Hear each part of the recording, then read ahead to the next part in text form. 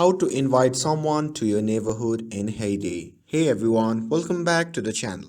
In today's video, I'll be showing you how to invite someone to your neighborhood in Heyday. It's super easy, so without further ado, let's get started.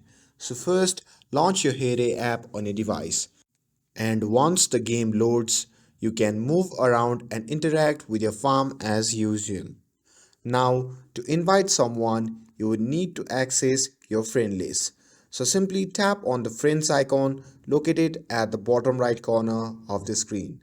And here you will see a list of your in-game friends. So scroll through your list and find the friend that you want to invite.